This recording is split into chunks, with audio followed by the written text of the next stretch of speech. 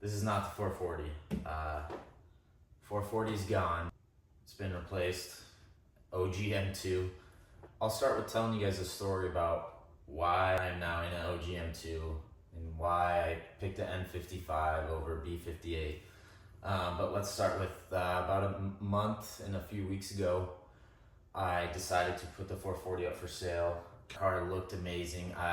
You guys hadn't seen it, but I put a little bit smaller sidewall tires on, and it kind of helped the look. Those tires were a little meaty looking for that car. I was loving that car, and I just thought, you know, there's not much more that I want to put money into that car. I wanted it to be more driver focused. I could have done M suspension, I could have done coilovers.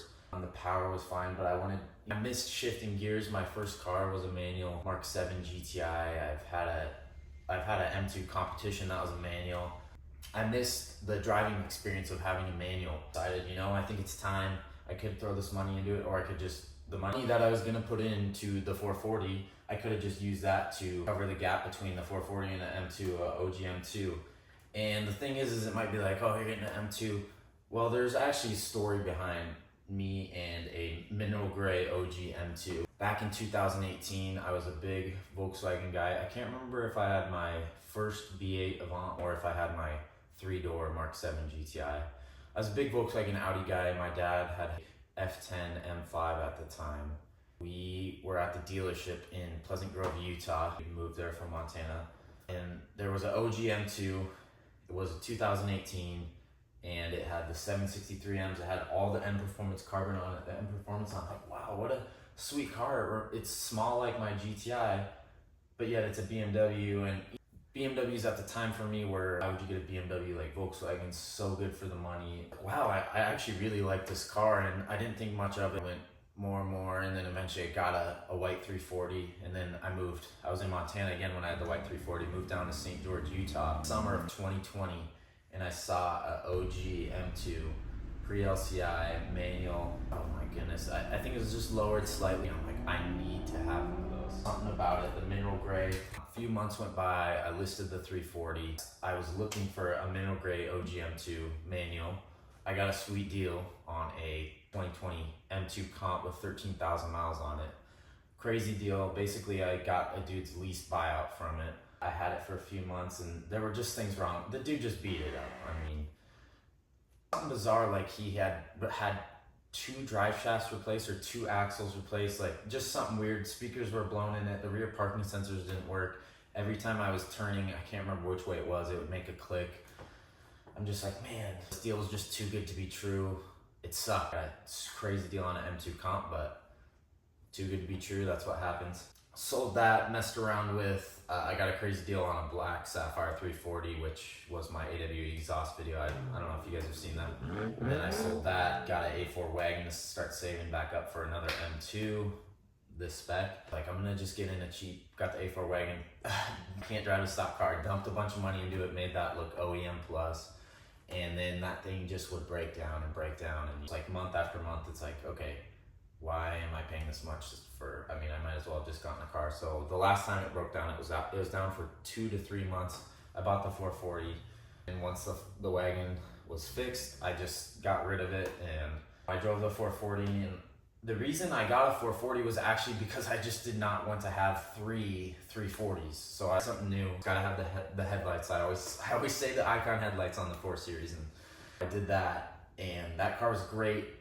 I talk the most shit about that car, and I would always look at it, I'm like, oh, there's some angles. M4 trunk has more of a duck bill, that the 440 trunk's flat. At it from the side, it doesn't have the wide body. I was just talking shit after shit, and it was interesting. I would talk so much shit about that car, but it was very tough for me to actually sell that car. I thought I was ready, and after I signed off the title and took the check and he drove away, I was like, shit, I don't know if I was ready to sell that thing, which is so weird. I talked the most shit about that car compared to any other car. Oh, it's time. So I found an OG M2, put a deposit down on it, and here it is. Long story behind it. In 2018, it's been 5 years, nearly 6 years since I originally saw that one in Pleasant Grove. I've had it for about a week and a half now. Daily driving it, and it's just so good. It's everything I want. Manual, fun little car. I don't need the comp's 420 horsepower, somewhere around there.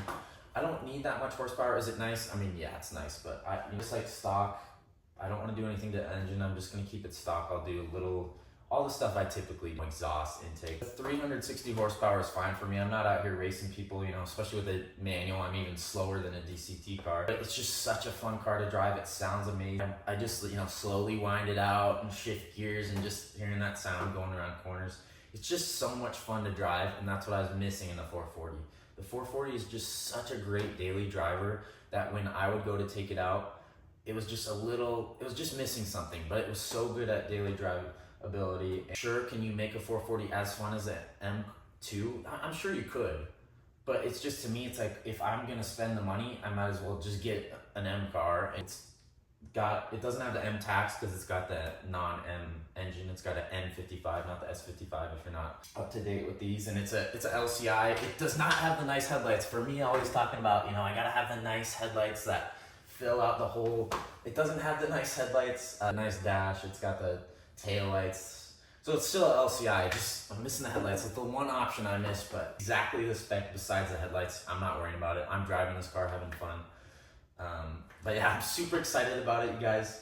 I am sad about the 440. It's kind of cool to look back at the 440 and see it through your guys' eyes. Because when I was seeing it, I'm like, man, I need to get coilovers, lower it just a little bit more. Now I look at it and I'm like, man, what a cool car. If I were to just saw that parked on some random road on the side of the street, I'd be like, oh my goodness, that is a cool car, checking it out. And it's cool to see it from your guys' eyes now. That was a cool car. It looked really great. Just missing the driving experience for me. This filled that gap. And it looks great. This is actually my second time filming this too. I filmed it on my camera, and then I had my phone right here, but it was connected to my Bluetooth, so the whole half the clip has no audio. I'm just like, all right, I gotta reshoot this. Just an explanation video. It's not anything crazy. I just wanted to explain to you guys why I'm sitting in front of an OG M2, why my next video is gonna be with an OG M2.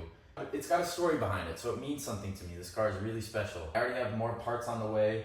I actually installed some parts on this, so I'm kind of trying to hide it from you guys. You guys should see that video pretty soon after this one. I'm gonna go finish that right about now. This thing's great. If you guys want a driver's car, not super concerned about horsepower, I would definitely check one of these out. Just go test drive one. First thing, you drive it and you hate it. You're like, why does it have non-M seats? It's the M car, and oh, the brakes, whatever all the people complain about on the OG M2s. But for me, it's a perfect car. I don't need anything crazy.